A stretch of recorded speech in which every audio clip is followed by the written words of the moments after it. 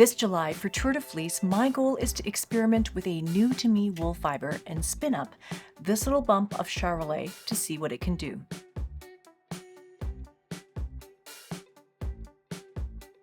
Welcome to the SweetGeorgia channel. I'm Felicia from SweetGeorgia, and in this video, I would like you to consider spinning some new-to-you spinning fiber this summer. So every summer, for I don't know how many summers, during the period that the Tour de France runs, there is a parallel event called the Tour de Fleece, during which spinners will spin. Now, during the weeks of the Tour de Fleece, spinners might set themselves a challenge. Maybe you want to spin the most yardage you've ever spun, or maybe you want to spin every single day that the tour is running. For me, for the past couple of years, it was just really about trying to see if I could spin maybe even just 10 minutes a day for as many days as I could manage during the Tour de Fleece. Mostly, I was getting my spinning time in the evenings just before bedtime, spinning on my Saxony wheel or even my e-spinner. Now, July is a great time for getting into a handspun habit, and then you'll have handspun yarn later on to knit up either into hats or mitts or weave into scarves for the fall and winter. Now, in recent conversations in our Zoom meetings for the school and for Discord, I realized that I have been almost exclusively spinning my favorite fiber blend, which is the Blueface Leicester and Silk, so the BFL and Silk. I've been spinning that almost exclusively. And I realize now that my hands haven't really touched or felt or tried any other wool fiber for a long time now. And so this year, for the Tour de Fleece, my goal is to spin some fiber that I have never, ever tried before. And so the fiber I'm going to spin is a sheep breed called Charollais. Now, here at SweetGeorgia, we dyed up some of this Charollais into a super fun colorway that we're calling Summer Sunsets. And this is our special limited edition colorway that we are dyeing just for Tour de Fleece this year. And you can find this online on our website at shop.sweetgeorgiayarns.com. I'm actually really pleasantly surprised that the Charollais dyed in such clear colors.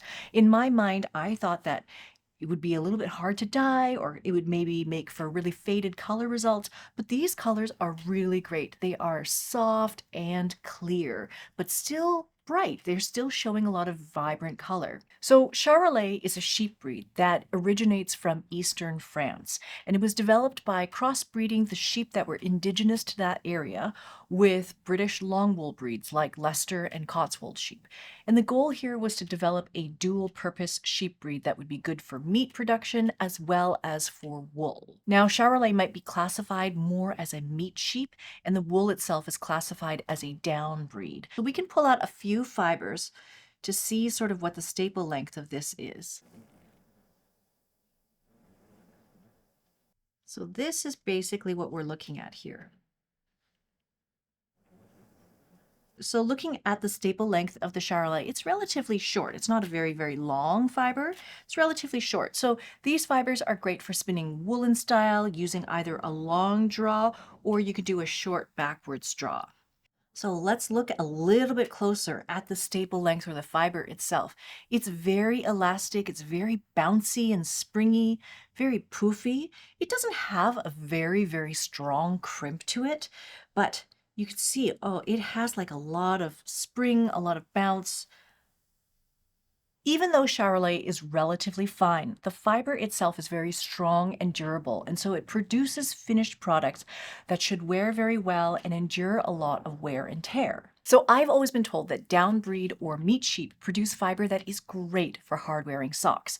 My approach to this little bump of fiber is going to be spinning it into 3-ply fingering weight yarn for cranking into hand-spun socks. So in order to loosen up the fiber a little bit, I am going to split this fiber into 3 parts, and then I'm going to take each length and then run it through the diz and the hand cards as I've learned recently this year, and then we're going to spin each one to a bobbin. So I have been really enjoying the colors that come out of the yarn when you sort of split the fiber into 3 sections, 3 long strips, and then you try to get the colors to realign by plying them back together.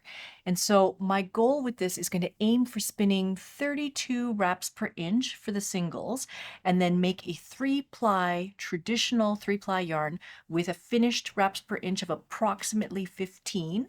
And so that will allow me to crank it on my circular sock knitting machine using 60 stitches or 64 stitches around. I have compiled all the details about how I generally spin my yarn and crank that hand spun yarn into socks.